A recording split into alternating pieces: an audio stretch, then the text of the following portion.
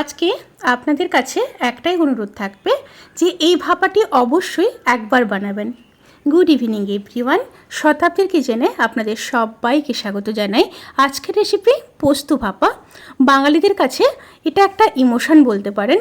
প্রথম পাতে গরম ভাতের সাথে যে কি ভালো লাগে, না বানালে একদম মিস করবেন, অবশ্যই ট্রাই করবেন। তাহলে চলুন শুরু করা যাক আজকের এই সহজ এবং সুস্বাদু রেসিপি।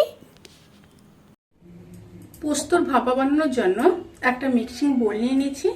মিক্সিং বোলের মধ্যে 100 গ্রাম পোস্ত দিয়ে দিলাম, সাথে অল্প জল দিয়ে দিলাম। এইভাবে অল্প অল্প জল দিয়ে একটা স্মুথ পেস্ট রেডি করে নেব। এবার একটা স্টিলের টিফিন বক্স নিয়ে নিলাম। বক্সের মধ্যে পেস্ট করে রাখা পোস্ত দিয়ে দেব, সাথে পোস্ত ধোয়া জলটা দিয়ে দিলাম। এবার দিয়ে দেব দুটো মিডিয়াম সাইজের কেটে রাখা পেঁয়াজ।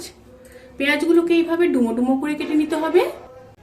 একটা টমেটো দিয়ে দিলাম, কাঁচা পাকা দুটো লঙ্কা দিয়ে দিলাম, হাফ চামচ চিনি দিয়ে দিলাম টেস্ট ব্যালেন্স করার জন্য, পরিমাণ মতো লবণ দিয়ে দিলাম, খুব সামান্য হলুদ দিয়ে দিলাম। আপনারা যদি না চান তাহলে হলুদটা স্কিপ করতে পারেন। এবার দিয়ে দেব প্রায় 3 চামচ মতো সর্ষের তেল। খুব ভালোভাবে মিশিয়ে নেব। খুব ভালোভাবে মিশিয়ে নিয়েছি। এবার ওপর থেকে দুটো কাঁচা পাকা চেরা লঙ্কা দিয়ে দিলাম, সাথে আরও একটু সর্ষের তেল দিয়ে দিলাম। বক্সের মুখটা এবার বন্ধ করে দেব। এবার কড়াইতে কিছুটা জল নিয়ে নিয়েছি। জলটা গরম হয়ে আসা পর্যন্ত অপেক্ষা করব।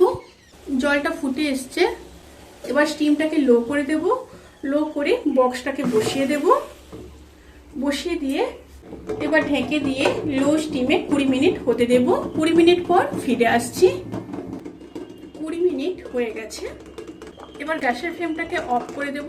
অফ করে ঠান্ডা করে নিয়ে তারপর ফিরে আসছি।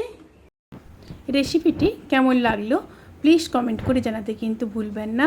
যদি ভালো লেগে থাকে তাহলে সাবস্ক্রাইব করে পাশে থাকা বেল আইকন প্রেস করে নোটিফিকেশান অল করে রাখবেন।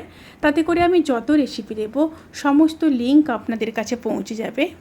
আপনারা সবাই ভালো থাকবেন, সুস্থ থাকবেন, সাবধানে থাকবেন। আজকের মতো এই পর্যন্ত। পরের ভিডিওর জন্য অপেক্ষা করুন। টাটা।